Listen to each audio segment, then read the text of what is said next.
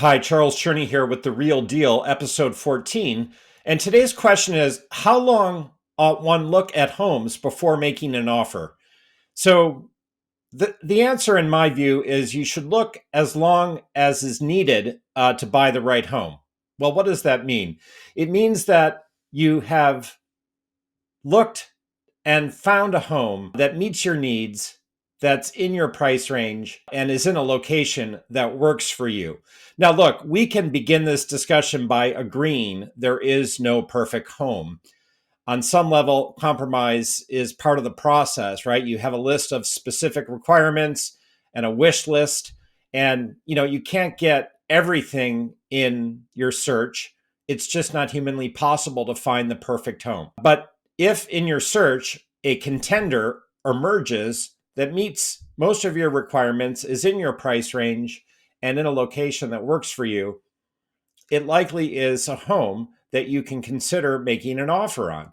So, let's just talk about this. So, let's say you're out on your first day looking. And what happens if, in fact, on your first day out, you meet a property that you feel good about, that does meet your requirements, that is in your price range, and is in a location that works for you?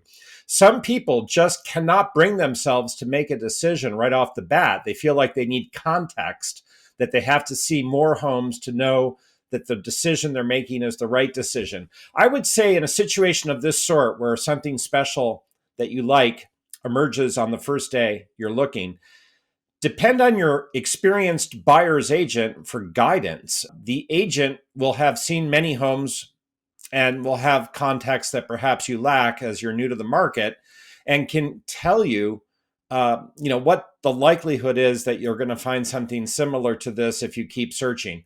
Or they can review the comparable sales to give you the context that you lack to sort of put that property in perspective and help you make an informed decision as to whether you're going to move forward. Look, at the end of the day, if something special emerges on the first day that you're looking, you're going to have to decide if you're comfortable as a person proceeding with making a decision to make an offer.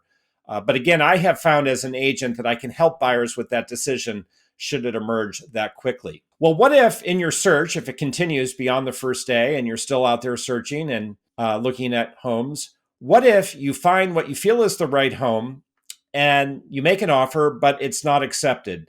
I mean, that happens in the Cambridge and Somerville market in recent years. It's not uncommon for properties to receive multiple offers. And in those sorts of situations, of course, there's just one winner. So, you need to look at the situation and, reflect and review with your buyer's agent on the offer you've made. Did you make your best offer? Is there anything you can do moving forward in a similar circumstance to increase the likelihood that you're going to succeed? It's not uncommon in the Cambridge and Somerville market for the winning bid to be over the list price and with certain contingencies removed.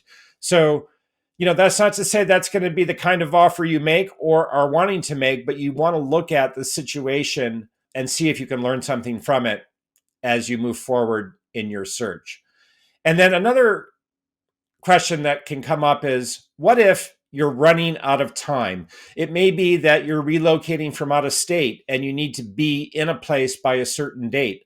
What if your lease agreement in your current local home is coming to an end? I mean, the clock can come up and play a significant role in a buyer's decision-making process if they're running out of time. So what I say to buyers in this circumstance is that you're better off renting than buying the wrong home.